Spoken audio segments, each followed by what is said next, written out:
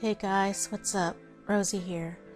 So, since I talk so much about Justine in my videos, I thought that I would tell when and how we became no longer friends. So, to give a little bit of backstory on our friendship, you might want to go to the first ever sleepover story. I think in that video I said that we became friends in January of 1992 when she asked me for my role at lunch, and I gave it to her. She didn't eat lunch, so she would occasionally ask for people's roles, and this particular day she asked for mine and I gave it to her. So after that she invited me to the sleepover in March of that year because her birthday was March 20th. So I went, and after that we just clicked and became almost inseparable, closer than sisters. And we were so close, we talked on the phone every single day. Every day we talked on the phone, and I really miss those times. In 1992 I had the best summer ever because I spent it either on the phone with her or at her house, or she came to my house. But we hung out a lot. We went to the mall and we just had a lot of fun watching metal videos. She introduced me to a lot of my favorite bands, and we just had a great time being teenagers, hanging out and being friends. And 1994 we decided we were going to get our own place together and be roommates. I had a job because in 12th grade I managed to get my first job. I was taking a class, a business class I think, and one of our assignments was to get a job. And so I got one, and she was going to get a job, and we were just going to have our own place. That fell through. It never happened because she had to get married. I won't out her and say why she had to get married, but she did have to get married. And so I was just kind of a loner after that. One night she came into the store with her husband, call him G, and she accused me of flirting with him. When they came into the store, let's just say I didn't hear from them after they had first gotten married. They were 19-year-olds and they were newlyweds, so I knew what they were doing. And I was still a virgin at that time, so I kind of thought it would be fun to make fun of them. So when they came in the store, I was like, hey Justine, hey G, kind of like that.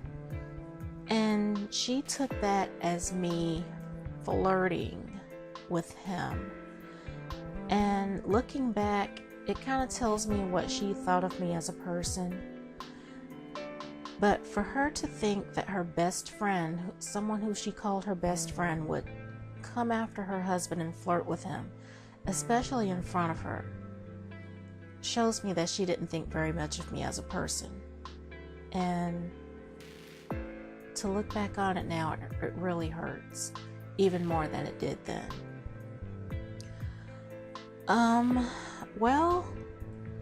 Let's fast forward to the year 2007.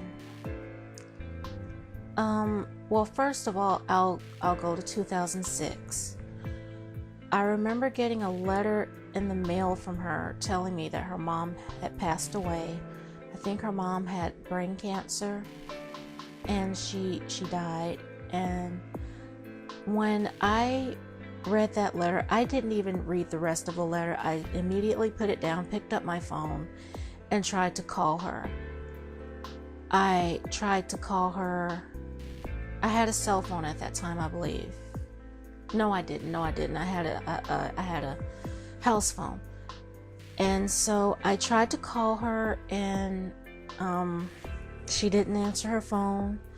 Tried to call her at her in-laws' house, because at that time I knew her in-laws' phone number, and nobody answered the phone there. So I left a message. This is Rosalind. That's my real name, Rosalind. This is Rosalind. Tell Justine that I called if you see her. And then I hung up and tried to call her house again. Somebody picked up the phone and slammed it down in my ear, so I decided I wasn't gonna call anymore. Shortly after that, I managed to get internet service at my house, at my apartment. And one of the first people that I went looking for was Justine, and I found her.